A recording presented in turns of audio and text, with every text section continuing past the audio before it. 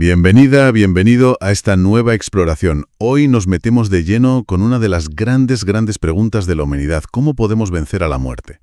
Hoy en día, muchas respuestas miran a la tecnología, ¿verdad? Chips en el cerebro, edición genética, criónica, bueno, todo eso. Pero, ¿y si la clave no estuviera en construir algo nuevo, sino en cómo vivimos? Tenemos aquí un ensayo muy sugerente, Inmortalidad, ética, no tecnología. Y nos va a llevar por un viaje bastante fascinante a través de la historia. Nuestra misión hoy, rastrear cómo distintas culturas han enfocado esto de la vida eterna. Y lo que parece emerger, según este análisis, es un patrón, constante y sorprendente. Una y otra vez, parece que la puerta a la trascendencia es la conducta ética, no tanto el avance técnico. Y empezamos el recorrido en un lugar, que desafía muchas ideas. Anatolia, hace 12.000 años. ¿Te parece? Allí en la actual Turquía. Estamos hablando de complejos monumentales, templos megalíticos y, ojo, construidos por cazadores-recolectores, antes de la agricultura o la cerámica. Es increíble. Ya en ese momento tan temprano, vemos un esfuerzo colectivo enorme, casi podríamos decir una prototecnología, ¿no? Dirigida a conectar con lo trascendente, buscando probablemente alguna forma de continuidad después de morir. Es que es sorprendente, ¿verdad?, que esa ambición monumental surja tan pronto. Göbekli Tepe, esos pilares en forma de T, los relieves de animales. ¿Qué nos sugiere esto sobre su idea de inmortalidad? Pues sugiere una actividad ritual muy intensa. El arqueólogo Klaus Schmidt, que fue su descubridor, él pensaba en ceremonias chamánicas, quizá para contactar con ancestros, con espíritus y asegurar un más allá favorable. Y los hallazgos más recientes en Tastepeler, como por ejemplo cráneos humanos que han sido modificados o estructuras asociadas a posibles ritos funerarios, pues refuerzan esa idea. Había una profunda preocupación por la muerte y por lo que viene después. Pero aquí viene el primer gran punto del texto, que es clave. A pesar de la increíble proeza técnica, imagina tallar y mover esas piedras gigantescas sin metal. La respuesta a la inmortalidad que buscaban no residía, al parecer, en la propia tecnología lítica. Entiendo. Es como si la piedra fuera el escenario, sí, pero la obra principal, digamos, fuera otra cosa. La tecnología como un medio, no el fin en sí mismo. Vale. Y eso nos lleva de cabeza al núcleo del argumento del ensayo, la primacía de lo ético. ¿Cómo vemos esto en civilizaciones posteriores? Civilizaciones que sí asociemos más con, tecnologías para la eternidad, como el antiguo Egipto. Pirámides, momificación, suena muy técnico todo eso. Totalmente. Y es un caso paradigmático, claro. El despliegue técnico egipcio para preservar el cuerpo es asombroso, no hay duda. Pero el análisis subraya que todo eso era solo una parte del asunto. El viaje al más allá, al Duat, culminaba en el juicio presidido por Osiris. Y la prueba clave era el pesaje del corazón, que para ellos era la sede de la conciencia y la moral, contra la pluma de Maat.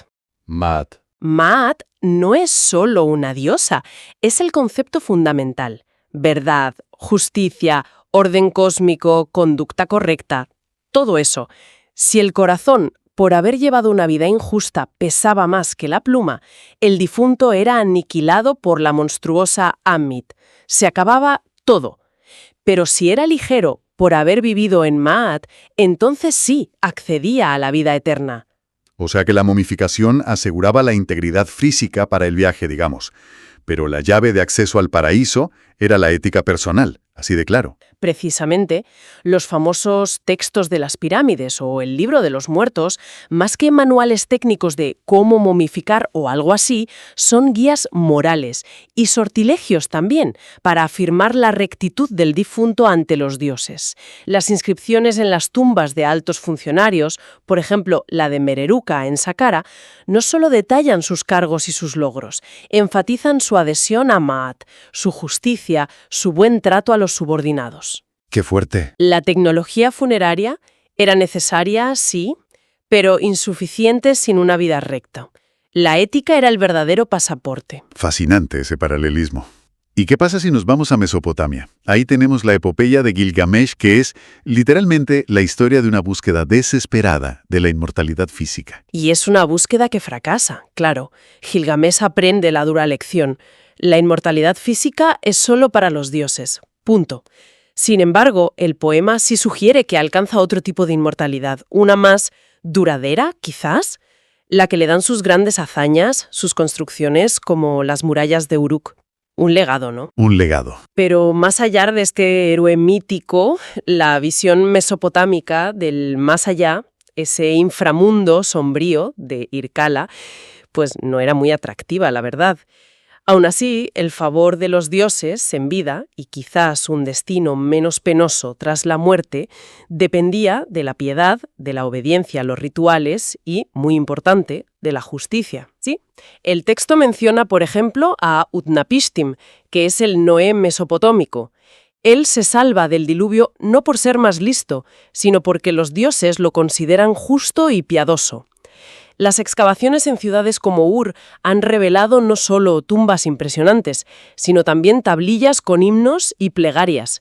Y ahí se enfatiza la necesidad de humildad moral, de rectitud, para obtener el favor divino. Incluso el famoso Código de Hammurabi, aunque es una ley civil, se presenta como un esfuerzo por establecer un orden social justo, un orden que refleje el orden cósmico que querían los dioses. Así que, indirectamente, vincula la justicia aquí en la tierra con el favor divino para después de la muerte. Entendido. O sea que, tanto en Egipto como en Mesopotamia, aunque sean diferentes, la conducta moral juega un papel crucial. Siempre está ahí, en la relación con lo divino y el destino final. Y aquí es donde, como decías antes, la cosa se pone realmente interesante. ¿Cómo recogen y desarrollan esta idea las grandes religiones mundiales que conocemos hoy? Empecemos, si te parece, por el cristianismo. Pues el cristianismo sitúa la salvación y la vida eterna directamente en la esfera de la gracia divina. Se obtiene a través de la fe en Jesucristo y su sacrificio redentor. Ahora bien, esa fe no es algo meramente intelectual, ¿eh? Se espera que se manifieste en obras concretas, el amor a Dios y, fundamentalmente, el amor al prójimo. Las buenas obras no compran la salvación, no es una transacción, pero son la expresión necesaria de una fe genuina. La moralidad basada en el amor, la caridad, el perdón, es central. La vida eterna no es un logro humano, es un don divino. Y se recibe al orientar toda la vida, toda el alma, hacia Dios, que es el bien supremo. Incluso ideas como el purgatorio, teológicamente, no se entienden tanto como un castigo pasivo, sino como un proceso de purificación. Y está ligado a la solidaridad moral de la Iglesia, la militante y la purgante. Las oraciones, las buenas obras de los vivos ayudan a las almas. Siempre hay un componente ético y comunitario. Vale. ¿Y si miramos al Islam, encontramos una dinámica parecida? Has mencionado antes la balanza del juicio. Sí, esa imagen de la balanza, el misán, en el día del juicio es muy potente en el Corán. Se pesan las buenas y las malas acciones de toda una vida. El acceso al paraíso, al Jannah, depende de la sumisión a Allah. Y esta sumisión se concreta en los 5 pilares. Y es clave notar que estos pilares, el testimonio de fe, la oración, el ayuno, la peregrinación a la Meca y la caridad o zakat, todos tienen una dimensión ética y social fundamental. La caridad, por ejemplo, es un deber religioso explícito. O sea que no es solo cumplir con unos rituales y ya está, sino que implican un compromiso moral real. Exacto. Pensadores islámicos clásicos como Al-Ghazali, ya en el siglo XI, insistieron muchísimo en esto. Argumentaban que la verdadera preparación para la vida eterna no era solo cumplir externamente los ritos, era sobre todo la purificación interior del corazón, del qalb, cultivar la sinceridad, la justicia, la compasión. El paraíso se concibe como un estado de cercanía a Dios que se empieza a construir aquí, en esta vida, a través de una vida ética. Esto resuena muchísimo con las tradiciones orientales, ¿no? Estoy pensando en el hinduismo, el budismo, con el concepto del karma. Es que ahí la conexión es directísima. El concepto de karma establece un vínculo causal, casi matemático, entre las acciones de una persona, físicas, verbales, mentales, y sus consecuencias futuras, tanto en esta vida como en las siguientes reencarnaciones. El ciclo de nacimiento, muerte y renacimiento, el samsara, está impulsado por el karma que generan nuestras acciones. Y estas acciones, a su vez, están motivadas por el deseo y la ignorancia. Es un ciclo. ¿Y la salida de ese ciclo, la inmortalidad en ese contexto? ¿Cómo se logra? ¿Cuál es la clave? La meta es la liberación, moksha en el hinduismo, nirvana en el budismo. Y aunque las vías específicas pueden variar, el conocimiento, la devoción, la meditación, todas coinciden en la necesidad de una conducta ética impecable. En el budismo, por ejemplo, el octuple sendero es fundamentalmente un camino ético. Recta comprensión, recto pensamiento, recta palabra, recta acción, recto medio de vida, y así hasta 8. Es muy práctico.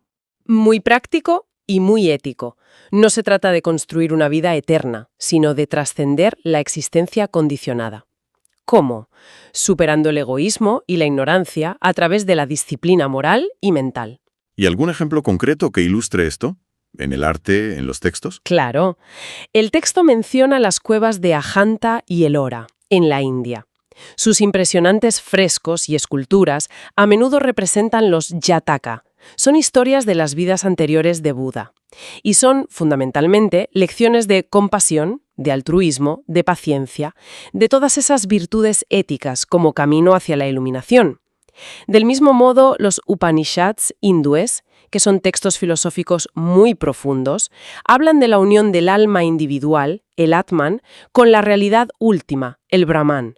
Y esto se logra a través del autoconocimiento, que siempre implica una dimensión ética y de renuncia. Vemos un patrón clarísimo en estas grandes tradiciones religiosas y filosóficas. El ensayo también menciona que esta conexión entre ética y destino post-mortem aparece en muchas otras culturas, a veces menos conocidas. ¿Podríamos ver un par de ejemplos rápidos para entender esa universalidad que sugiere el texto? Sí, es que es notable lo extendida que está esta idea.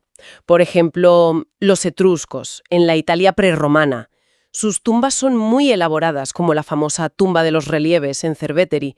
Están decoradas con objetos cotidianos, con símbolos, y sugieren que una vida bien integrada en la comunidad, con piedad familiar, cumpliendo deberes cívicos y religiosos, aseguraba una continuidad favorable en el más allá, quizás en compañía de los ancestros, bajo la protección de los dioses subterráneos. La ética cívica y familiar era clave. Qué interesante esa conexión con la comunidad, con lo social.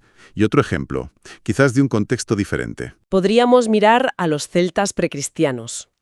Su concepto del otro mundo, conocido por nombres como Annwn en Gales o Tir na Nog en Irlanda, no era un lugar al que todo el mundo fuera, automáticamente. A menudo se describe como una tierra de eterna juventud, de felicidad, pero reservada para héroes, para reyes justos, para sabios bardos. El acceso parecía ser una recompensa por cualidades como el valor en la batalla, el honor, la generosidad y, muy importante, la fidelidad a la palabra dada. Virtudes. De nuevo, virtudes éticas y sociales. Podríamos mencionar también los misterios de Eleusis en Grecia.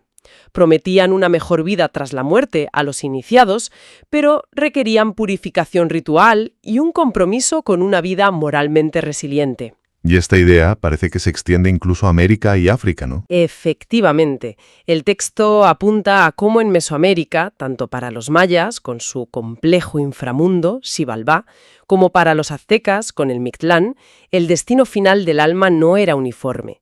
Dependía de las circunstancias de la muerte y, en muchos casos, de la virtud en vida o del sacrificio heroico. Sitios arqueológicos como Palenque o Teotihuacán, con su énfasis en linajes reales piadosos y rituales colectivos, reflejan cómo la virtud, individual y colectiva, se consideraba esencial para mantener el orden cósmico y asegurar un tránsito favorable al más allá. Y si cruzamos a África, encontramos ejemplos como los Igbo de Nigeria, donde la diosa de la tierra, Ala, juzga la moralidad humana, o los Yoruba, para quienes el buen carácter, el Iwa Pele, es fundamental para alcanzar el Orun, el reino espiritual de los ancestros y las divinidades. La ética personal es la llave, siempre. Es realmente llamativa esta constancia. A través de culturas tan diversas, tan distantes en el tiempo y el espacio. El texto también indaga en las raíces filosóficas y teológicas de esta conexión en otras tradiciones importantes, ¿verdad? Para mostrar que no es solo folclore. Sin duda. Refuerza el argumento mostrando que no es solo mitología popular, sino que es doctrina central en muchas tradiciones. En el judaísmo, por ejemplo, aunque el énfasis principal está en la vida presente y en cumplir la Torá, existe la creencia en el Olam Haba, el mundo venidero. Y alcanzarlo está ligado a la práctica de la justicia, entendida como tzedakah, que es caridad activa, ayuda al necesitado, y gesed, misericordia, lealtad pactada. La resurrección se ve a menudo como una recompensa a la rectitud. Claro. Luego está el zoroastrismo, una religión antigua pero muy influyente. Es muy explícito en esto. Tras la muerte, el alma debe cruzar el puente Chinnat. Este puente se ensancha para los justos y se estrecha, como el filo de una navaja, para los malvados. Y eso determina su destino. ¿Y el criterio? El criterio es el balance de buenos pensamientos, buenas palabras y buenas acciones durante la vida. Así de claro. El jainismo, por su parte, busca la liberación, el moksha, del ciclo de reencarnaciones a través de una ética extremadamente rigurosa basada en la ahimsa, la no violencia absoluta hacia todos los seres, la veracidad, el no robar, la castidad y el desapego. Es muy exigente. Vaya. Y podemos seguir, ¿eh? El sijismo enseña que la unión con lo divino, con Waheguru, se logra a través de la meditación en el nombre divino, sí, pero también con el trabajo honesto y el seva, el servicio desinteresado a la humanidad, enfatizando la igualdad y la superación del ego.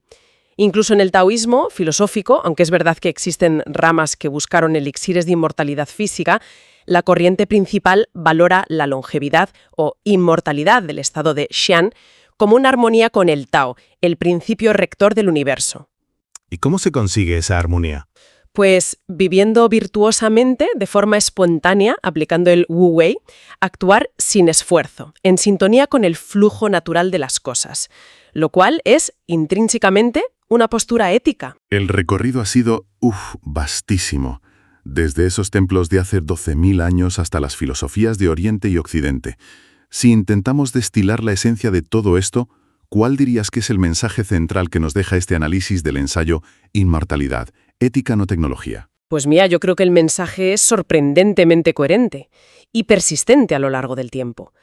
Mientras nuestra época actual parece fascinada, casi obsesionada, con la posibilidad de alcanzar la inmortalidad a través de medios tecnológicos, sea la IA, la nanotecnología, la ingeniería genética, la criopreservación, lo que sea, la sabiduría, acumulada por la humanidad durante milenios, tal como se refleja en sus mitos, sus religiones, sus ritos funerarios, apunta insistentemente en otra dirección.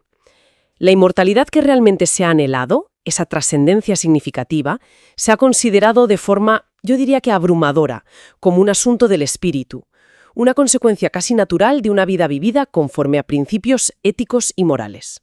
Es decir, que la tecnología, ya sea la de tallar megalitos hace milenios o la de editar nuestro genoma hoy, puede quizás extender la existencia física o preservarla de alguna forma, sí, pero parece que no aborda la cuestión del valor de esa existencia prolongada, ni el destino de lo que consideramos nuestro ser más íntimo, nuestra conciencia, nuestra alma, llámalo como quieras. Los templos monumentales, las tumbas elaboradas, los rituales complejos. Todo apunta, según este análisis, a ser expresiones simbólicas de un esfuerzo que es fundamentalmente interno. El esfuerzo de la mejora ética, de la búsqueda de la virtud, de la conexión con algo sagrado o trascendente. es potente, sí. Me recuerda a la conclusión del texto que hemos estado explorando.